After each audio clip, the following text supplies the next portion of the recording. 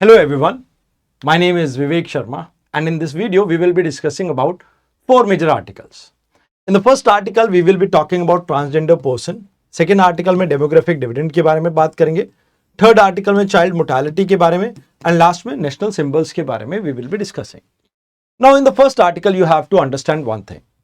अभी government transgender person protection of right amendment bill लेके आ रही है 2026 का एंड यहाँ पे जो डेफिनेशन है ट्रांसजेंडर की उसको गवर्नमेंट चेंज कर रही है बट इसके साथ कुछ प्रॉब्लम्स आती हैं. Let's talk about these problems.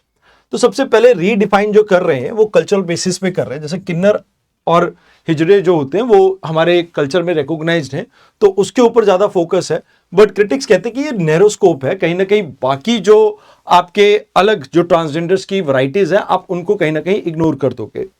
अब यहाँ पे सेल्फ आइडेंटिटी की बात की जा रही है तो इसको भी खत्म किया जा रहा है. कह रहे हैं कि भाई सेक्शन 4 क्लॉज 2 जो है पुराने एक्ट का वो right to self perceived gender identity को इंश्योर करता है बट अभी नए बिल के अंदर इस प्रोविजन को हटाया जा रहा है.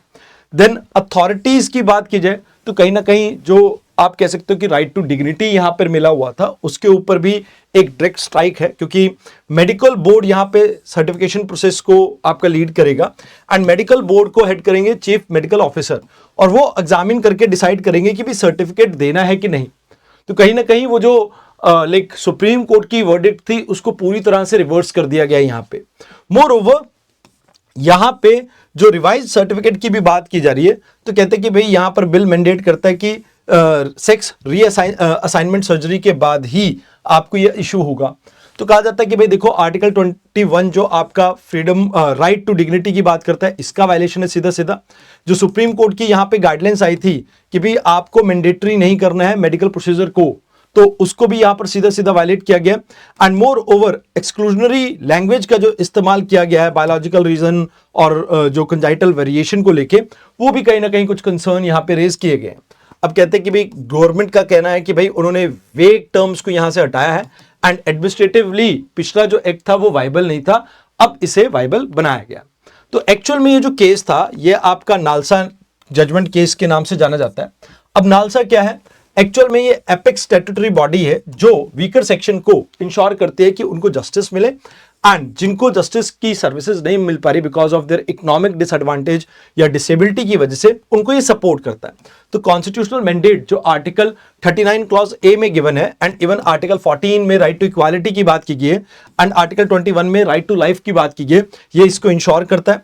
जो आपकी ये जो नालसा है ये एक स्टैट्यूटरी बॉडी है लीगल सर्विस अथॉरिटी एक्ट 1987 के अंडर जिसे 1995 में एस्टैब्लिश किया गया था.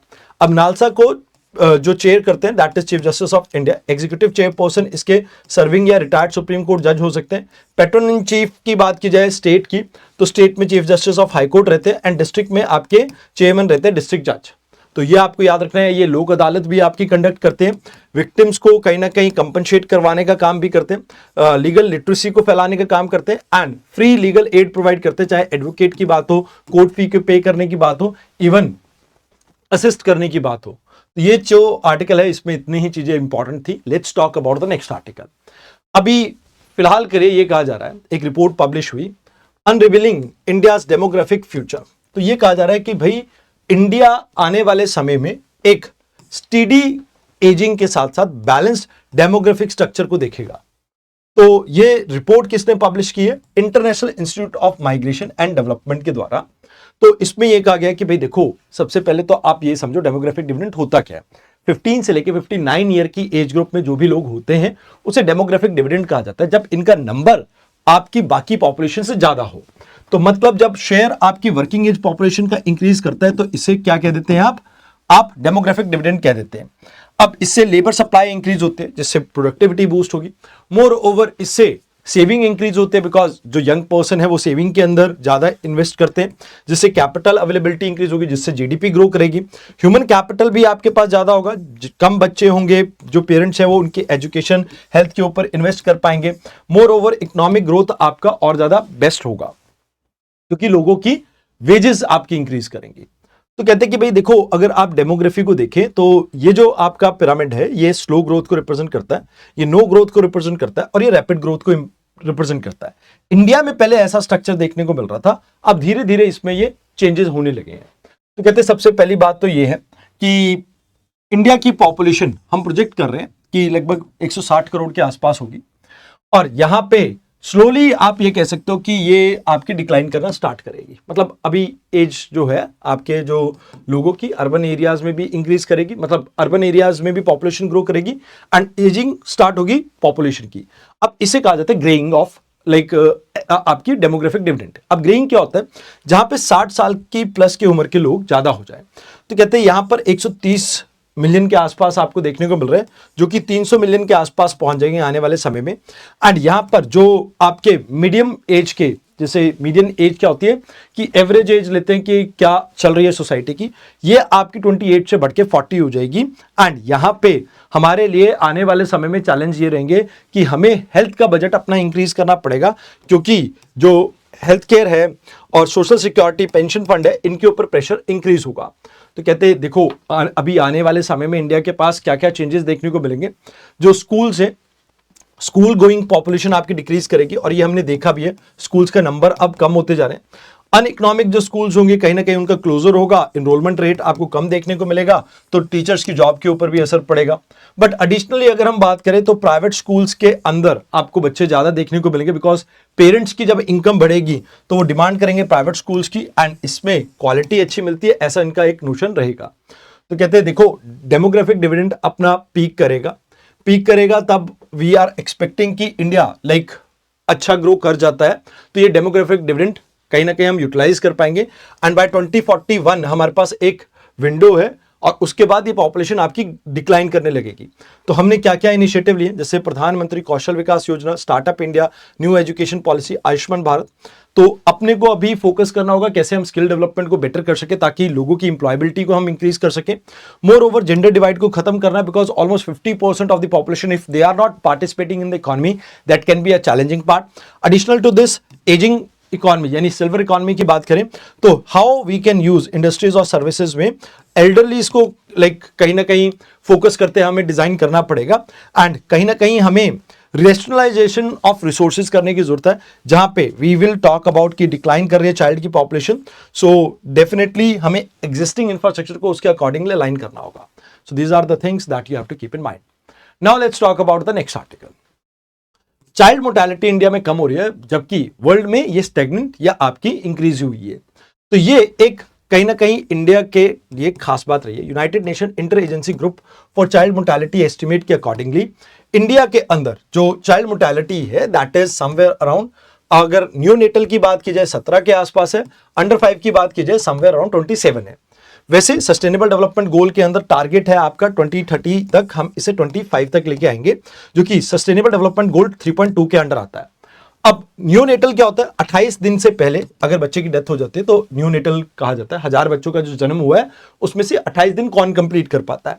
अंडर 5 का मतलब क्या है? जहां पे बच्चा बर्थ से लेके 5 साल तक अगर उसकी डेथ हो जाती है तो अंडर 5 मोर्टेलिटी रेट के अंदर उसे हम कैलकुलेट करते हैं। Ministry of family and health इसके लिए रिस्पॉन्सिबल है। तो कहा जा रहा है कि अभी भी इंडिया में न्यूनेटल के अंदर प्रीटर्म यानी समय से पहले बर्थ ये एक बड़ी प्रॉब्लम है, and labour and delivery room में भी कॉम्प्लिकेशन की वजह से बच्चों की डेथ होती है।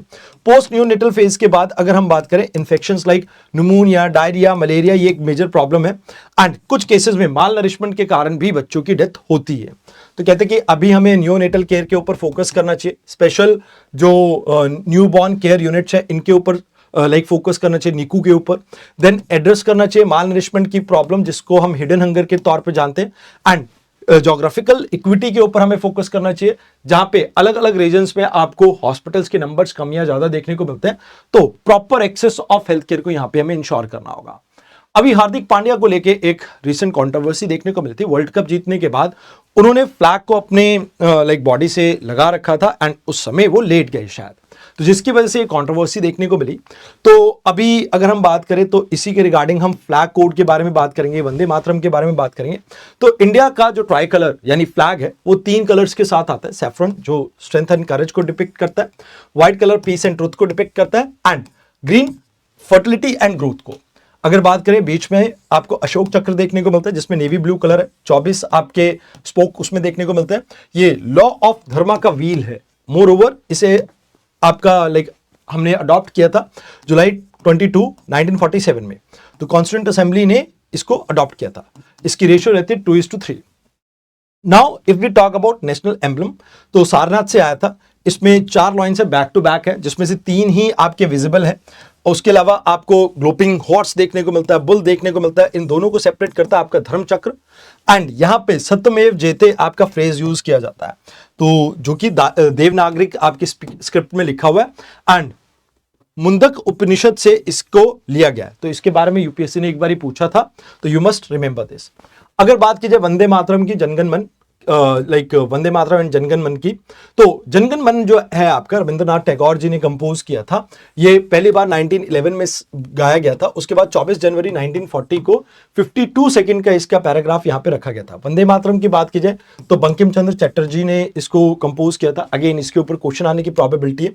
ये इंडिपेंडेंस के लिए आप ये कह सकते हो कि जब बंगाल पार्टीशन हुआ था तो उस टाइम तो बहुत ज्यादा फेमस था। एंड इवन थ्रू आउट हमारी जो इंडिपेंडेंस की जर्नी है उसमें इसको यूज किया गया था। वैसे हमारा नेशनल फ्लोरा फाउना की बात की जाए तो रॉयल बंगाल टाइगर हमारा नेशनल सिंबल है। इसकी ग्रेस, स्ट्रेंथ एंड पावर को आप देखिए। पीकॉक हमारा नेशनल बर्ड है, जो कि उसकी ब्यूटी और रिलीजियस एंड कल्चरल सिग्निफिकेंस के लिए जाना जाता है। लोटस हमारा purity and untouched by the mud, इसको रिप्रेजेंट करता है। बनियन ट्री की बात करें तो ये कहीं ना कहीं लॉन्गेविटी एंड इमॉर्टैलिटी की बात करता है। देन नेशनल रिवर है गंगा, नेशनल फ्रूट है मैंगो, एक्वेटिक एनिमल है आपकी डॉल्फिन, सुसु। देन यहाँ पे साका कैलेंडर हमारा नेशनल कैलेंडर है। तो मिनिस्ट्री ऑफ होम अफेयर इससे डील करती है। एंड जो आपका एक्ट है दैट इज कि preservation of insult to national honour act of 1971, जिसके अंडर इसमें आप कह सकते हो कि प्रोविजंस हैं जिसके थ्रू किसी भी पर्सन को इंसल्ट करने पे पनिश किया जा सकता है। तो जिंदल केस की बात की जाए तो यूनियन गवर्नमेंट वर्सेस नवीन जिंदल केस में सुप्रीम कोर्ट ने ये कहा था flying the national flag with dignity is fundamental right. But उसके साथ साथ फ्लैग कोड 2002 जो है ये कहता है कि भाई कंसोलिडेट किए गए सारे पुराने लॉज एंड कन्वेंशंस और इसमें आप कब डिस्प्ले कर सकते हैं, कैसे डिस्प्ले कर सकते हैं, इसके बारे में बात की गई है। तो ये चीज आपको यहाँ पे याद रखनी है। आज के डिस्कशन में इतना ही था। आई होप आपको डिस्कशन अच्छी लगी हो। धन्यवाद।